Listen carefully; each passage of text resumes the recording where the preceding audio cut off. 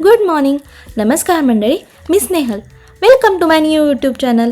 हो, मी नवीन YouTube channel चालू केलं आहे, तर सबस्क्राईब करायला अजिबात विसरू नका. तर आज आपण बनवणार आहोत केळफुलाची भजी. तर चला बघूया कसे बनतात. सगळ्यात आधी तर मी हा कोका तोडून घरी आणला. हो, आम्ही याला कोका बोलतो. तुम्ही याला काय बोलता हे कमेंट करून नक्की सांगा. तर सगळ्यात आधी मी हरभरा डाळ 2 तास पाण्यात भिजत घातली. आपली डाळ भिजते तोपर्यंत आपण कोका साफ करून घेऊ. तर कोक्याच्या आतमध्ये ही जी फुलं आहेत ती वेगळी करून घेऊया. त्यानंतर त्याच्या आतमध्ये हे जे व्हाईट कलरचं दिसतंय ते काढून घ्यायचं आणि त्याच्या आतमध्ये एक काडीसुद्धा आहे ती सुद्धा काढून घ्या, कारण ती चवीला कडू असते. तसं तर आम्ही सुद्धा हे पहिल्यांदाच ट्राय करतोय, त्यामुळे खूप एक्साइटमेंट आहे. चला पुन्हा वळूया आपल्या रेसिपीकडे. ही फुलं अशी बारीक बारीक कट करून पाण्यामध्ये टाकायची. नंतर ती मीठ आणि हळद टाकून शिजवून घ्यायची.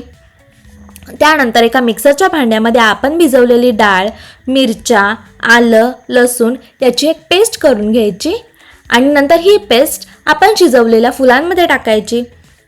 त्यानंतर त्यामध्ये बारीक चिरलेला कांदा, कोथिंबीर टाकून सगळे सुखे मसाले टाकायचे, जसं की हळद, हिंग, गरम मसाला, लाल मसाला, धने पावडर हे सगळं टाकून मिक्स करायचं. त्यानंतर त्यामध्ये टाकायचं 2 चमचे तांदळाचं पीठ, 2 चमचे कॉर्नफ्लॉवर, चवीनुसार मीठ आणि या सगळ्याच्या छोट्या छोट्या टिक्की बनवून घ्यायच्या. त्यानंतर या टिक्की गरम गरम तेलात डीप फ्राय करायच्या.